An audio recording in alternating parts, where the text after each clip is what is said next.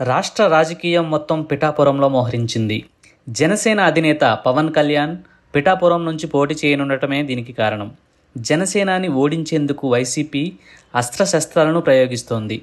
ఎక్కడి నుంచి పోటీ చేసినా పవన్ను ఓడించడమే ధ్యేయంగా వైసీపీ వ్యూహాలు రచించుకుంటూ వచ్చింది. పిఠాపురం ప్రకటన రావడమే తరువాయి పెద్దిరెడ్డి మిథున్ రెడ్డి ఆధ్వర్యంలో రాజకీయం ప్రారంభమైంది.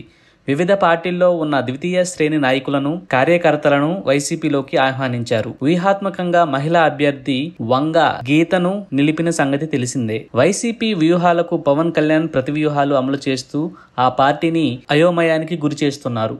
పిఠాపురం ప్రకటనకు ముందు కాకినాడ ఎంపీ అంటూ ప్రచారం చేయించారు. అప్పటికే తంగెళ్ల ఉదయ్ శ్రీనివాస్ కాకినాడలో సైలెంట్గా గ్రౌండ్ వర్క్ కూడా పూర్తి చేసుకున్నారు.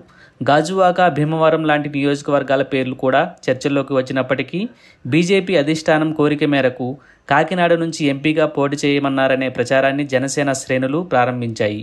దీంతో పవన్ ఎంపీగా పోటీ చేస్తారా లేదా ఎమ్మెల్యేగా పోటీ చేస్తారా అనే సందిగ్ధంలో వైసీపీ ఉండిపోయింది. అకస్మాత్తుగా పిఠాపురం పేరును పవన్ ప్రకటించారు.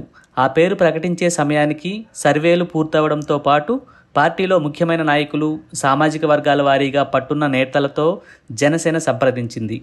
అందరి నుంచి మద్దతు కూడగట్టుకున్న తర్వాతే పిఠాపురం పేరును ప్రకటించారు.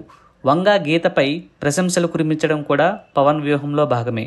కాకినాడ ఎంపీ టికెట్ను ఉదయ్కు ప్రకటించిన తర్వాత పవన్ మరింత వ్యూహాత్మకంగా వ్యవహరించారు.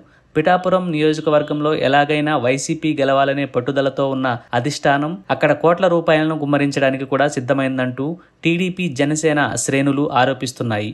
ఒకవేళ మరోసారి పవన్ హఠాత్తుగా బీజేపీ అధిష్టానం పోటీ చేయమంటోందంటూ కాకినాడ నుంచి ఎంపీగా పోటీ అంటే పిఠాపురంలో ఇప్పటివరకు వైసీపీ చేసిందంతా వృధా ప్రయాసే అవుతుంది.